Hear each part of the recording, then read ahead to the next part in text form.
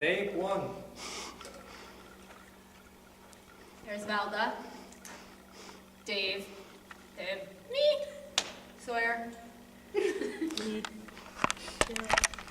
and Eric. Oh, just a second. Take two. Okay. Woo! Okay.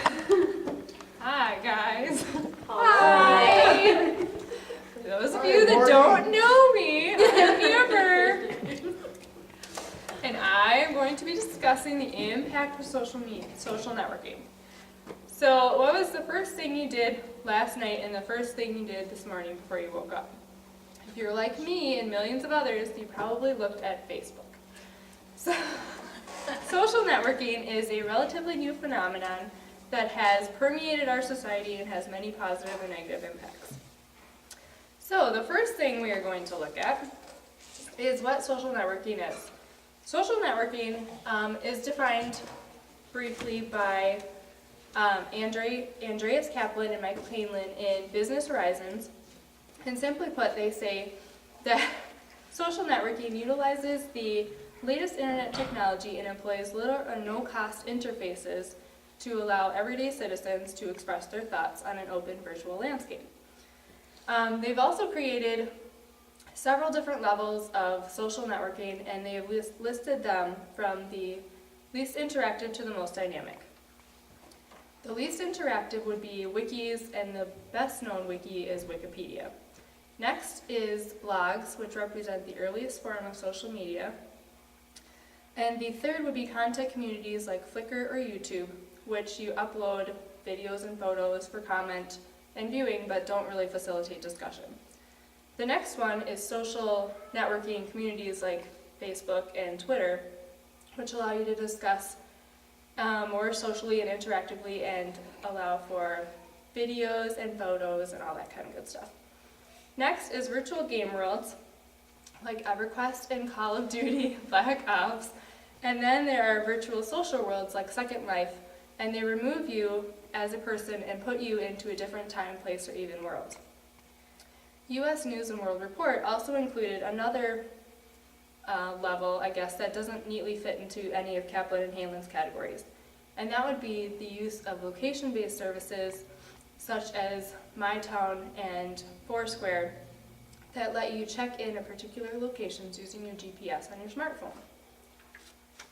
All right, now that we have a brief definition of what social networking is, let's take a look at how social networking has permeated our society. And to do this, we are going to look over here at this. And there are approximately 500 million Facebook users in the world, which accounts to about 1 of every 13 people on the planet.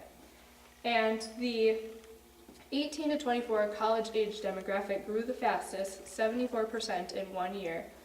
And the 35 plus demographic now represents more than 30% of the Facebook user base. So, Facebook has become such a part of our culture that Time magazine recently named Mark Zuckerberg as its Man of the Year for 2010. And the New York Post and several others have announced in March of this year that Call of Duty Black Ops has become the best-selling video game of all time, based on its virtual online game experience. All right. Now that we have a brief definition of what social networking is and how it has infiltrated our society, let's discuss some of the negatives and positives. Negative consequences can result from social networking. iSafe did a survey of 1,500 4th through 8th graders and found that 58% of them had said someone had said hurtful things about them, and 42% had been bullied online. And the American Academy of Matrimonial Lawyers also did a survey and reported that 1 in 5 U.S. divorces have reported Facebook as having some involvement in their split. They reported that 80% of lawyers stated a rising number in the number of people using social networking to engage in extramarital affairs.